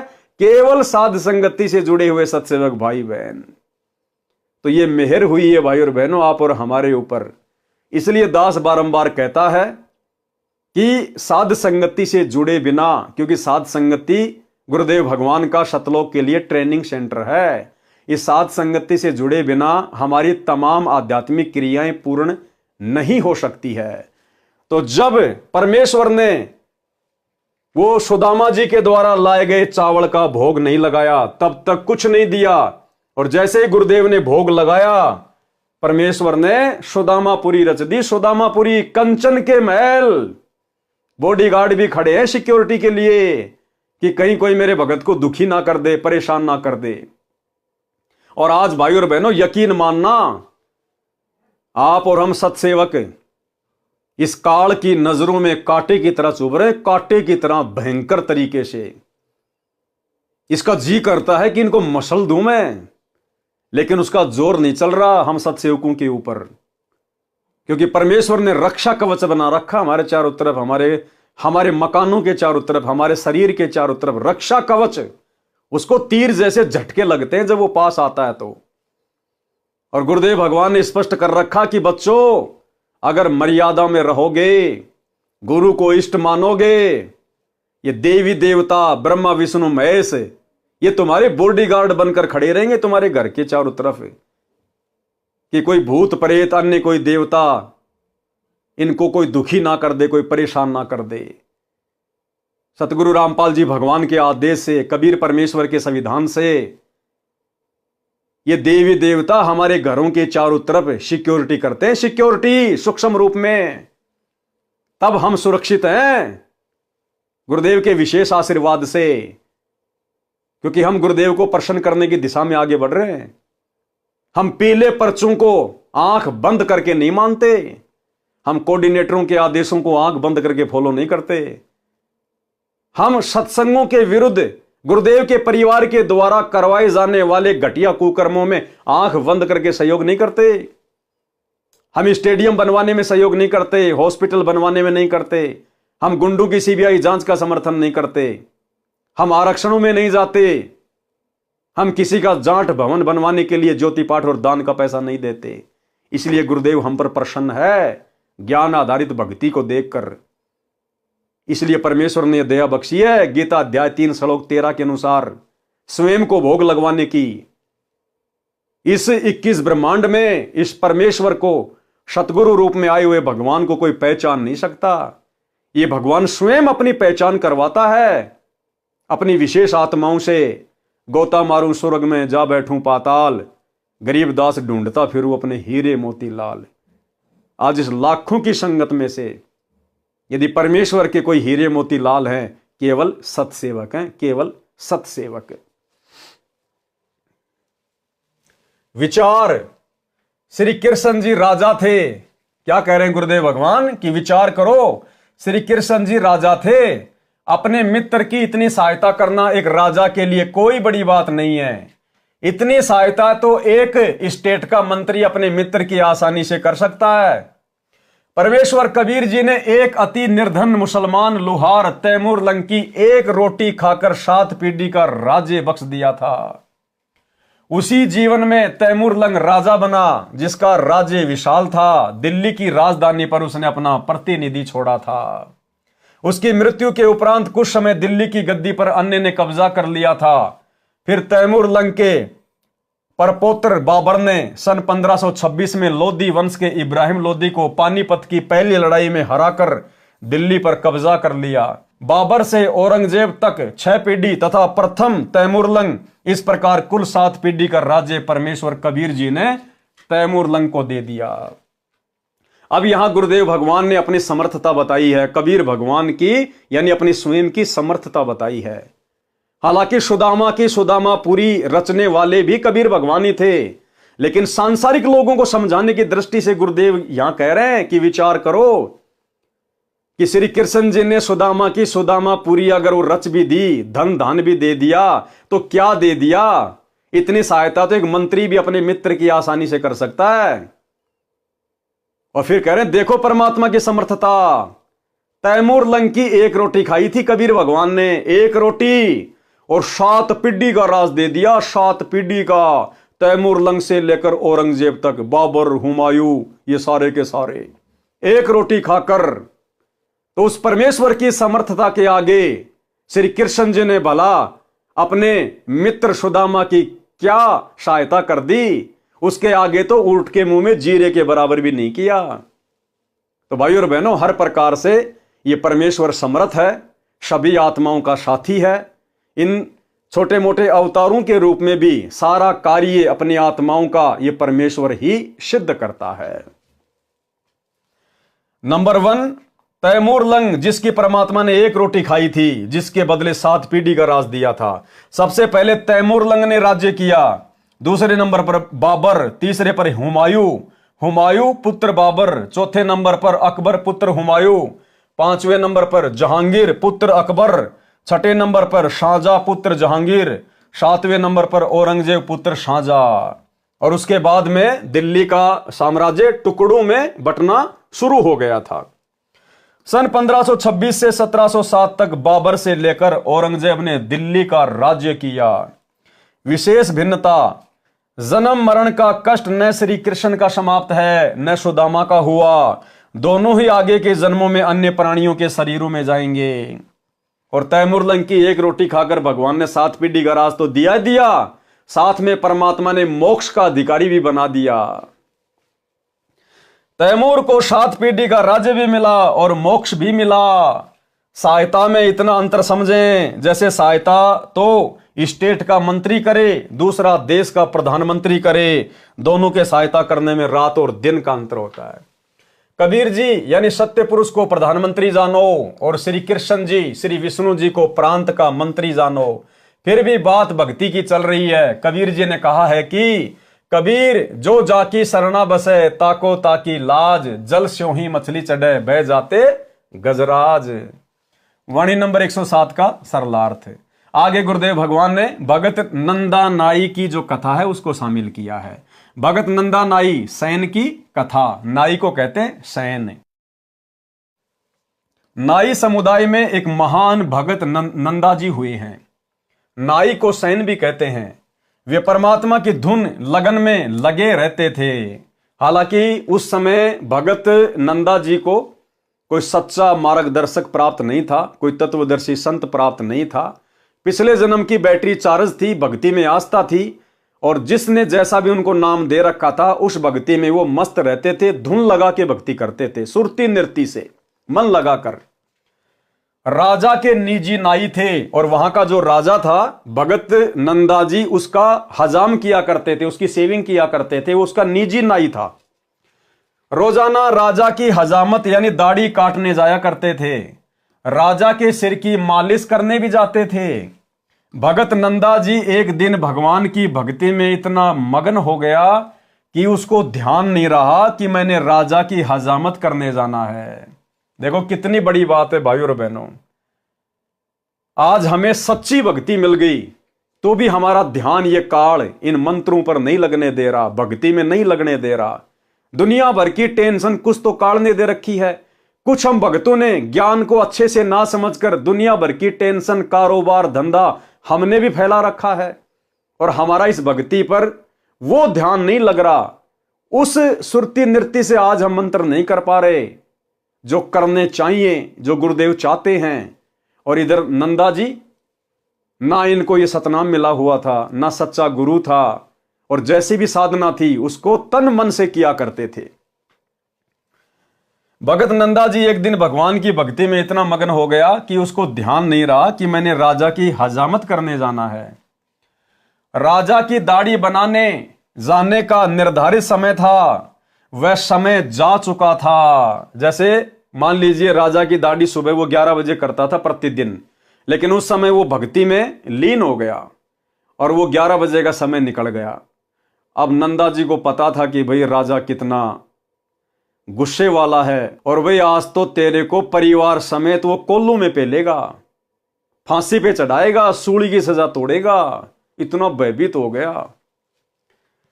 राजा की दाढ़ी करने जाने का निर्धारित समय था, वह समय जा चुका था। 2 घंटे देर हो चुकी थी। राजाओं की जुबान पर दंड रहता था। जो भी नौकर जरा सी गलती करता था तो उसको बेरहमी निर्दयता से कोड़ों से पीटा जाता था। अचेत होने पर छोड़ा जाता था। शरीर की खाल उतर जाती थी, रो रो कर बेहोश हो जाता था। यह दृश्य भगत नंदा कई नौकरों के साथ देख चुका था। आज उनको वही भय सता रहा था। कांपते कांपते राजा के निवास पर पहुंचे। राजा के पैरों में गिरकर देर से आने की क्षमा याचना करने लगा। भगत नंदा जी जाते ही राजा के पैरों में लौटकर रोने लग गए, पैर पकड़ लिए, क्षमा याचना करने लगा। कहा कि माई बाप आगे से कभी गलती नहीं करूंगा। भगत ने देखा कि राजा की दाढ़ी बनाई हुई थी, सिर में मालिश भी कर रखी थी। भगत सैन को समझते देर नहीं लगी कि किसी अन्य नाई से हजामत तथा मालिश करवाई है। राजा ने पूछा कि ये हजामत करने वाला यानी नाई, आप क्या कह रहे हो? आप पागल हो गए हो क्या? भगत नंदा जी ने कहा, महाराज आज मुझे ध्यान नहीं रहा, मैं भूल गया, मैं आपके दाढ़ी बनाने के समय पर नहीं आया। जीवन में पहली व अंतिम गलती है, कभी नहीं करूंगा। उसका विलाप सुनकर रानी तथा अन्य मंत्री भी आ गए थे। राजा ने कहा कि सैन, आप अभी अभी दाढ़ी बनाकर सिर में मालिश करके गए हो। राजा ने क्या कहा कि भगत जी आप तो अभी अभी मेरी दाढ़ी बनाकर और सिर में मालिश करके गए हो। आप क्या कह रहे हो? आप देर से आए हो? क्या नींद में बोल रहे हो? भगत नंदा जी ने कहा कि नहीं महाराज, आपने किसी अन्य नाई से हजामत कराई है, मैं तो अभी अभी आया हूं। राजा ने सैन भगत के घर पर मंत्री भेजकर पता कराया तो उसकी पत्नी भी रो रही थी कि आज पति देर से गए हैं, उनको दंड दिया जा रहा होगा। मंत्री ने पूछा कि क्यों रो रही हो बहन? भगतमती ने बताया कि मेरे से गलती हो गई, मैंने भगत को याद नहीं दिलाया। भगती पर बैठने से पहले भगत ने कहा था कि कुछ समय पश्चात मुझे याद दिलाना कि राजा की सेवा करने जाना है, मैं भी भूल गई। भगत भी भक्ति में व्यस्त थे। 2 घंटे बाद उठे तो याद आया उनकी नौकरी जाएगी तो हम क्या खाएंगे, बच्चे भूखे मर जाएंगे, पति को दंड मिलेगा। मंत्री जी तुरंत वापस आए और राजा से बताया कि वास्तव में नंदा तो देर से अभी आया है, इनके रूप में कोई और आया था। अब भाई और बहनों, ये परमेश्वर, ये दयालु परमात्मा, ये सतगुरु रामपाल जी भगवान, ये परमेश्वर करे करावे साइया मन में लहर उठा, दादू सिर दर जीव के आप बगल हो जा। जय हमरा भगत पछोड़ी होई तो हमरा नाम ना लेवे कोई। भाई और बहनों, आज भी वही परमात्मा धरती पे प्रकट है। हर युग में, हर देश काल और परिस्थिति में यही कबीर परमात्मा सतगुरु रामपाल जी भिन्न भिन्न रूप धारण करके भिन्न भिन्न नामों से यहां अपनी आत्माओं के लिए अद्भुत चमत्कार करते रहते हैं, सिर्फ इसलिए कि कलयुग के इस प्राइम टाइम, इस बिचली पीढ़ी तक इन आत्माओं में भक्ति की ज्योत जलती रहे। आज भी वही भगवान है धरती पे और भगवान के गुण बदले नहीं हैं। आप और हम बदल गए, आप और हम जीवों की सोच में फर्क आ गया। आज आप और हमारे विश्वास में कमजोरी आ गई, अन्यथा आज भी यही परमात्मा सतगुरु रामपाल जी भगवान वही सब चमत्कार खड़े खड़े करने को तैयार है, खड़े खड़े करने को। और देखो भाई और बहनों, इसलिए दास बारंबार कहता है कि ये 2 कोड़ी का कुत्ता पवन दास अपनी तरफ से कुछ नहीं भोगता है। जो भी दास को परमात्मा प्रेरणा करते हैं, दास केवल वही करता है, उतना ही करता है। मालिक अंतर्यामी है, हमारे से आगे आगे चलते हैं। मालिक को मालूम था कि आज मुक्ति बोध का जो है ये नंदा नाई की कहानी के ऊपर, कथा के ऊपर वीडियो बनने जा रहा है। और दास ने जैसे ये वीडियो बनाना शुरू किया, भाई और बहनों, उससे 2 घंटे पहले मेरे पास में एक सत्सेवक बहन का व्हाट्सएप के ऊपर मैसेज आता है। उस बहन ने अपनी ऑडियो भेजी और उस बहन ने दास से कहा कि भगत जी, मैं अरुणा दासी बोल रही हूं कर्नाटक से। कर्नाटक में कोई जयपुर नाम की कोई जगह है। उसने कहा कि भगत जी, यहां पर सात संगति रखवाई परमात्मा ने 1 दिन की और आसपास के और भी भगत भाई बहन आए थे। और हमारे भगत जी सिक्योरिटी का काम करते हैं, सिक्योरिटी गार्ड का काम करते हैं। तो 1 दिन की छुट्टी हमारे भगत जी ने ले ली। और दूसरे दिन जो भगत भाई बहन आए हुए थे, उन्होंने कहा कि भगत जी 2 दिन के साथ संगति रखेंगे, मालिक की महिमा करेंगे, इतनी दूर से आए हैं तो परमात्मा का गुणगान करेंगे, आप 1 दिन की छुट्टी और ले लो। अब उनके भगत जी ने देखा कि नौकरी पे नहीं जाऊंगा तो दिक्कत हो जाएगी, मैं तो उनको बोल के भी नहीं आया, सेठ लोग नाराज हो जाते हैं। लेकिन भगत जी ने दृढ़ता दिखाई और कहा, जब मेरे भगत भाई बहन इतना समय निकाल के परमेश्वर की महिमा के लिए साथ संगति में आए हैं, गुरुदेव को भोग लगाने, ज्ञान चर्चा करने, उनकी महिमा करने, शब्द गाने आए हैं, तो देखा जाएगा, नौकरी रहे ना रहे कोई बड़ी बात नहीं। इस भगवान के लिए, इसकी महिमा के लिए तो राजाओं ने राज्य त्याग दिए, सेठों ने संपत्ति को त्याग दिया, हम तो खाली 1 दिन की बात है। तो उन्होंने ना तो कंपनी में फोन किया, कुछ नहीं किया कि जो होगा सो देखा जाएगा, और कहा ठीक है भगत जी, मिलके परमात्मा का भजन करेंगे, परमात्मा को भोग लगाएंगे, मालिक की महिमा करेंगे। और 2 दिन की साथ संगति वहां पे हो गई। तीसरे दिन जब भगत जी अपनी नौकरी करने जाते हैं सिक्योरिटी गार्ड की, तो भाइयों और बहनों, वहां भगत जी को पता चलता है कि कल भगत जी के रूप में परमात्मा ड्यूटी देके गए। सतगुरु रामपाल जी भगवान भगत जी का रूप बनाकर और ड्यूटी देके गए, ड्यूटी देके। और वही नंदा नाई जैसी हालत। भगत जी ने कहा कि मैं तो कल आए नहीं, मेरे घर पे तो परमात्मा का सत्संग था, साथ संगति थी। बोला नहीं नहीं भाई, आया क्यों नहीं? वो मालिक कह रहा है कि भाई तू कल आया क्यों नहीं? और देख ये तेरा ये तकिया रखा देख तेरी चेयर पे। तो भगत जी ने देखा कि तकिया तो था ही नहीं यहां पे, ये तकिया यहां कैसे आ गया? परमात्मा जी खुद नया तकिया छोड़ के गए अपनी तरफ से, सबूत प्रमाण। उस मालिक ने देखा था कि वो सिक्योरिटी गार्ड चेयर पर बैठा है, वो तकिया रखा हुआ है। तो उसने कहा कि आप ही तो थे कल यहां पर, और ये तकिया रहा आपका। उसके बाद भगत जी को फिर समझते देर नहीं लगी कि सारा खेल मेरे गुरुदेव भगवान का है, क्योंकि मैंने जरा सी दृढ़ता दिखाई अपने गुरु की महिमा के लिए, साध संगति के लिए, कि नौकरी कोई बड़ी बात नहीं, असंख्य जन्म हो गए नौकरी करते हुए, ये गुलामियां हमने करते हुए, सच्ची सरकार की गुलामी करेंगे, नौकरी रहे ना रहे कोई बड़ी बात नहीं। परमात्मा खुद भगत की जगह पूरी रात ड्यूटी देके गए परमेश्वर। आपको खुद उस बहन की ऑडियो सुनाता हूं भाई और बहनों। अब बताओ, 2 घंटे बाद में दास ने वीडियो बनाना था, और 2 घंटे पहले परमात्मा ने उस बहन के माध्यम से व्हाट्सएप पर दास के पास में ऑडियो भिजवा दी। अब बताओ भाई और बहनों, अब परमात्मा नहीं करवा रहा तो कौन करवा रहा है? मैंने थोड़ी फोन किया उस बहन को। मैं तो आप में से कितने भाइयों को फोन करता हूं, कितनों को व्हाट्सएप पे मैसेज करता हूं, आप भाई बहन अच्छी प्रकार से जानते हैं। मैं तो 2-2 महीने तक आपके फोन भी नहीं उठा पाता।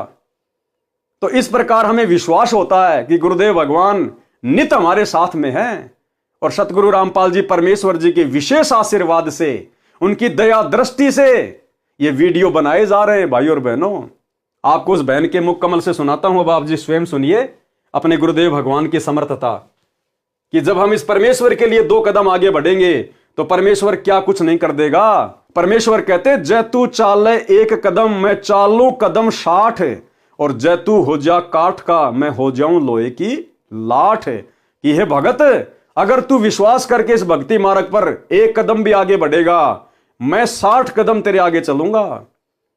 और जय तू हो जा काठ का, और अगर तूने अभिमान किया, मान बढ़ाई की, तो मैं फिर लोहे की लाठ, फिर मैं तेरा बाप हूं, मैं तेरे से भी ऊपर वाला हूं फिर। तो परमात्मा कहते हैं, भगत बन के भक्ति करेगा तो तेरे आगे खड़ा रहूंगा, तेरे पीछे खड़ा रहूंगा। और अगर जरा सी मान बढ़ाई, अहंकार आ गया, फिर समझ लेना हिरण्याकुश की छाती भी हमने फाड़ी थी, कंस को भी हमने मारा था, रावण को भी हमने मारा था, फिर हम नहीं बकसते किसी को। तो अब आपको बहन के मुख कमल से सुनाते हैं परमात्मा ने क्या चमत्कार किया। यानी भाई और बहनों, हमें विश्वास होना चाहिए, ये भक्ति युग चल रहा है। आने वाले समय में खड़े खड़े चमत्कार होंगे, इस प्रकार के खड़े खड़े। देखो, आज ये विज्ञान है, आज ये विज्ञान है, और आज ये विज्ञान से सारे सब कुछ ये काम हो रहे हैं। टीवी, रेडियो, इंटरनेट जो भी है, ये गाड़ियां वगैरह, ये बसें वगैरह, ये एरोप्लेन वगैरह। अब पहले के समय में क्या था भाई और बहनों, ये विज्ञान नहीं थी। पहले के समय में आध्यात्मिक विज्ञान थी। पहले लोगों की भक्ति से परमात्मा चमत्कार किया करते थे, उनमें सिद्धियां आ जाया करती थी। इस विज्ञान की आवश्यकता नहीं थी पहले। ये तो बहुत ही घटिया और निम्न स्तर की चीज है। आध्यात्मिक विज्ञान, जो सिद्धियों से जो चमत्कार होते हैं, ये विज्ञान नहीं कर सकती। लेकिन वर्तमान में लोगों के पास में आध्यात्मिक शक्ति नहीं है, भक्ति नहीं है, इसलिए विज्ञान का सहारा लेना पड़ रहा है। और पहले के टाइम पे ये विज्ञान नहीं थी। पहले के समय में भक्ति हुआ करती थी, लोग अपनी तपस्या करते थे, भक्ति करते थे, मंत्रों का जाप करते थे, मर्यादाओं में रहा करते थे, जिस कारण से उनके साथ में चमत्कार हुआ करते थे, उनके अंदर वो सिद्धियां आ जाया करती थी। और वो सिद्धियों से कुछ भी कर सकते थे, कुछ भी। तो भाई और बहनों, वर्तमान में आप और हमारे पास में वो भक्ति है जो भक्ति सतयुग में नहीं थी, त्रेता में नहीं थी, द्वापर में नहीं थी। फिर भी लोगों ने अपने पिछले जन्मों की भक्ति से बड़े बड़े चमत्कार कर दिए। आप और हमें तो परमात्मा ने वास्तविक भक्ति दे दी। और गुरुदेव कहते हैं जो तुम सुमरण कर रहे हो इसमें 24 सिद्धियां हैं, 24 सिद्धियां। लेकिन आप लोगों ने सिद्धियों का प्रयोग नहीं करना। ये सिद्धियां तुम्हारे ऊपर जब कोई संकट आएगा ऑटोमेटिक अपना काम करेंगी, ऑटोमेटिक। तुमने इन सिद्धियों से कार्य लेने की जरूरत नहीं है, अन्यथा मर्यादा खंडित हो जाएगी। जब तुम्हारे ऊपर कोई आपत्ति आएगी, इस भक्ति की शक्ति से ये सिद्धियां ऑटोमेटिक तुम्हारे साथ रहेंगी, ऑटोमेटिक अपना काम करेंगी। इसलिए भाई और बहनों, आप और हमने डरने की, घबराने की जरूरत नहीं है। समर्थ हमारे साथ में है, समर्थ की सच्ची भक्ति हमारे पास में है। हमने केवल डरना है तो मर्यादा टूटने से, कि हमारी भक्ति पंचर ना हो जाए, हमारे गुरुजी नाराज ना हो जाएं। आने वाले समय में यह परमात्मा खड़े खड़े चमत्कार करेगा। चमत्कार तो आज भी कर रहा है, साथ में तो आज भी है, वो सिद्धियां आज भी हमारे साथ में बराबर काम कर रही है। तभी तो हम इस घोर कलयुग में हर प्रकार से संघर्ष करते हुए भक्ति कर पा रहे हैं। अन्यथा ये भक्ति काल एक सेकंड भी आपको इस भक्ति पे नहीं टिकने दे, एक सेकंड भी। अगर गुरुदेव भगवान का विशेष आशीर्वाद और ये भक्ति की शक्ति ना हो तो अब सुनिए बहन के मुख कमल से किस प्रकार से गुरुदेव भगवान ने, जिस प्रकार नंदा नाई के लिए परमात्मा ने नंदा नाई की जगह नौकरी की, राजा की हजामत बनाई, सेविंग की, इसी प्रकार अपने भगत के लिए, अपने सत्सेवक के लिए गुरुदेव भगवान ने सिक्योरिटी गार्ड की नौकरी की। सुनिएगा भाई और बहनों। सत्साई पवन भाई विजयपुर कर्नाटक में 2 दिन की सत्संगति थी अरुणदास जी के घर में। तो सभी भाई भगत आए हुए थे। भगत जी ना हमारे सिक्योरिटी ड्यूटी करते हैं वो, तो सिक्योरिटी की ड्यूटी के एक दिन छुट्टी ले लिए। भगत भाई आए थे ना उस दिन, तो दूसरे दिन जाना करके बोले, वो काम पे नहीं गए, नहीं जा पाए। तो सभी भाई भगत बोल रहे थे कि भगत जी आज एक दिन की छुट्टी ले लो करके। भगत जी थोड़ा डर रहे थे, तो भगत जी ने क्या किया, परमात्मा के ऊपर भरोसा रख के परमात्मा को दंडवत प्रणाम किया। परमात्मा के चरण को सबके चिंता छोड़ के उस दिन भगत जी ने छुट्टी की। तो भगत जी के रूप में परमात्मा ने वही जगह पे जाके सिक्योरिटी की ड्यूटी की। परमात्मा ने उधर प्रमाण के लिए तकिया छोड़ के गए। परमात्मा ने भगत जी के रूप में ड्यूटी करी परमात्मा ने। Bhagat ji night duty. सत्साहेब भगत जी, पवन भाई सत्साहेब और सत्साहेब पवन भाई। और दूसरे दिन भगत जी नाइट ड्यूटी पे गए तो मालक को बोले कि मालक मैं 2 दिन से छुट्टी पे था, तो आपको कुछ बुरा लगा क्या करके भगत जी बोले। तो मालक ने बोला कि आप कहाँ 2 दिन छुट्टी पे थे, एक ही दिन तो आए, एक दिन छुट्टी किया आपने, 2 दिन कहाँ पे छुट्टी किया नहीं करके ऐसे बोले मालक। तो भगत जी उनको पूछे ये तकिया किसका है मालक, दूसरे को लगाए थे क्या ड्यूटी पे करके बोले। तो वो मालक बोले कि नहीं नहीं किसी को नहीं लगाया, आप ही का है वो तकिया करके, आप आए थे ना, आप ही का है वो तकिया करके ऐसा बोले भगत जी मालक। सत्साहेब भगत जी, पवन भाई सत्साहेब। भगत जी ने जाके पूछा क्या आपने किसी और को ड्यूटी पे लगा लिया क्या, ये तकिया किसका है। तो उस मालिक ने कहा कि नहीं नहीं, अरे कल आप ही तो बैठे थे इस तकिए का सहारा लेके, कल आप ही तो बैठे हुए थे, ड्यूटी कर रहे थे। आपने तो खाली 1 ही दिन की छुट्टी ली थी, 2 दिन की कहां ली, कल तो आप आए थे ड्यूटी पे, और ये तकिया आपका ही तो है। ये तकिया प्रमाण है भाई और बहनों, परमात्मा छोड़ के गए अपनी तरफ से। कौन कहता सत्सेवकों के साथ भगवान नहीं है, पल पल हैं, पल पल छाया की तरह। जो बच्चा गऊ की नजर में यूं साईं को संत, भगतों के पीछे फिरे भगत वत्सल भगवंत। अरे जब पीपा भगत जी और उसकी पत्नी सीता जी द्वारिका देखने के लिए समुद्र में छलांग मार गए, तो उस समय अगर कोई यह सोचता कि श्री कृष्ण जी थे, तो श्री कृष्ण जी ने तो खाली एक अंगूठी दी थी उनको वापस आते समय कि लो मेरी अंगूठी लेके जाओ। थे वो खुद कबीर परमात्मा ही जिन्होंने श्री कृष्ण जी के रूप में समुद्र के नीचे द्वारिका रच दी अपने भगत के लिए, और वापस आते समय उन्होंने अपनी अंगुली से अंगूठी निकाल के दी जो आज भी वृंदावन में रखी हुई है। तो उस समय तो एक छोटी सी अंगूठी दी थी, आज तो भगवान 5 किलो का तकिया रख के चले गए। तकिया वही भगवान है आज भी, दूसरा नहीं है। भगवान नहीं बदला है। कौन कहता है भगवान आते नहीं? हम भिलनी के जैसे बुलाते नहीं, मीरा के जैसे बुलाते नहीं। तो ये भाई और बहनों, अब ये चमत्कार नहीं तो और क्या है? धरती पर परमात्मा प्रकट है, पल पल अपने सत भक्तों के साथ में है। अगर जरूरत है तो केवल विश्वास करने की। अब यदि भाई और बहनों भगत जी विश्वास नहीं करते और कहते कि नहीं नहीं भगत जी मेरे को ड्यूटी पे जाना जरूरी है, नहीं तो मालिक मुझे नौकरी से बाहर निकाल देगा। अगर राजा सिकंदर लोदी की तरह जनता के दबाव में आके, जिस प्रकार राजा सिकंदर लोदी बार बार नाम दीक्षा लेने के बाद भी कबीर परमात्मा के साथ में दुर्व्यवहार करता था, यह सोचकर कि जनता कहीं मेरा राज्य ना छीन ले, इसी प्रकार यदि भगत जी भी नौकरी के डर से कि मालिक मुझे सिक्योरिटी गार्ड से निकाल ना दे, और अगर दूसरे दिन की साथ संगति ना रखवाते, तो परमात्मा नाराज हो जाते कि नालायक, तुझे भक्ति और भगवान की महिमा से ज्यादा अपनी नौकरी प्यारी है। परमात्मा 2 मिनट में नौकरी को ठोकर मरवा देते और मर्यादा खंडित होती, वो अलग। लेकिन भगत ने हिम्मत दिखाई, परमात्मा पे विश्वास किया कि बाढ़ में जाए नौकरी। हम तो बड़े बड़े राजा रह चुके हैं, सिक्योरिटी गार्ड की नौकरी कौन सी बड़ी बात है?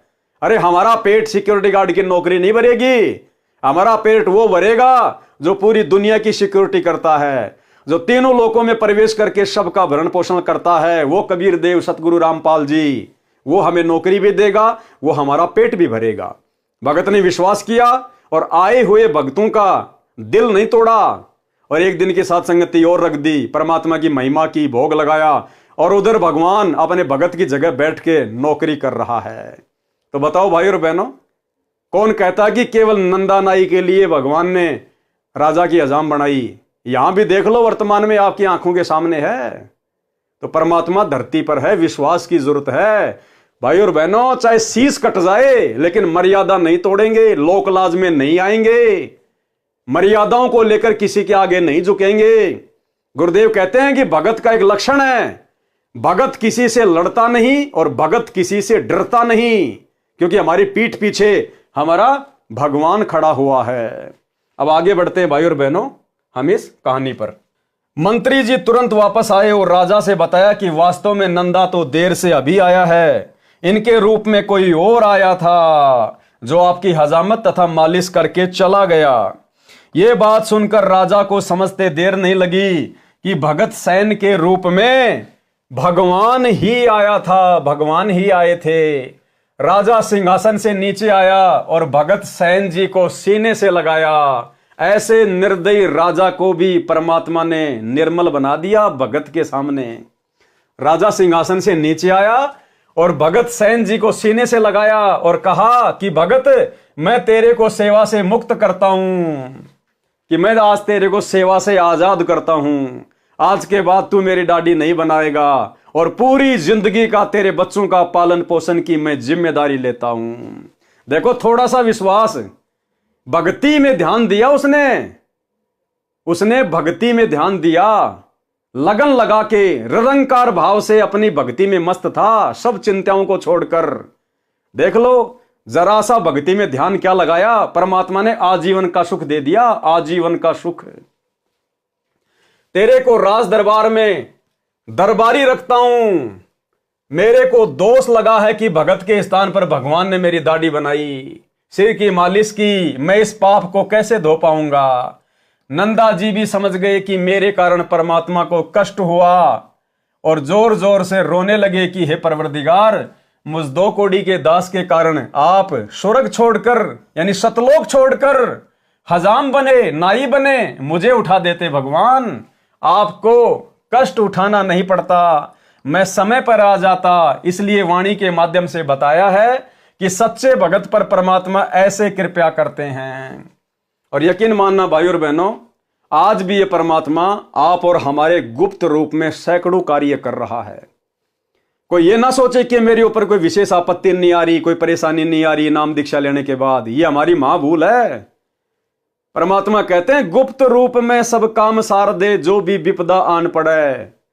ये परमात्मा इतना दयालु है, ये अपने भगत को महसूस भी नहीं होने देना चाहता। उसके कष्टों को जो उसके ऊपर उसके प्रारब्ध के हैं उसको दुखी करने हैं, ये परमात्मा हमारे असंख्य कष्टों को तो ऐसे समाप्त कर देता है, भगत को महसूस भी नहीं होने देता कि तेरे ऊपर कोई संकट आने वाला था। ये ऐसा दयालु भगवान है। यदि आज हम इनकी शरण में ना होते भाई और बहनों, हमारा अता पता नहीं होता आज हम कौन सी जेल में पड़े होते, कौन सी जेल में या कौन सी हॉस्पिटल में सड़ रहे होते आज हम। तो ये दीन दयाल है। हमें इस परमेश्वर के गुणों को बारंबार याद करते रहना चाहिए। और शौपन में भी हमने मर्यादा तोड़ने की सोचनी भी नहीं है, तोड़ना तो बहुत दूर की बात है। वाणी नंबर 108 का सरलार्थ। इस वाणी में महाराष्ट्र के भगत नामदेव जी पर परमात्मा की कृपा का वर्णन है। संत नामदेव जी पर प्रभु कृपा। तो भाई और बहनों, आज के वीडियो में हम केवल इतना ही लेंगे गुरुदेव भगवान के आशीर्वाद से। आज हमारा मुक्ति बोध के ऊपर सतगुरुदेव भगवान की विशेष रजा से ये 10वां वीडियो है। और कल रात्रि 8 बजे सभी भाई बहन फिर से लाइव जुड़िए एक नई वीडियो के साथ में। तब तक गुरुदेव भगवान हम सबको आज्ञा दें, इजाज़त दें, आशीर्वाद दें। बंदी छोड़ सतगुरु रामपाल जी भगवान की जय हो।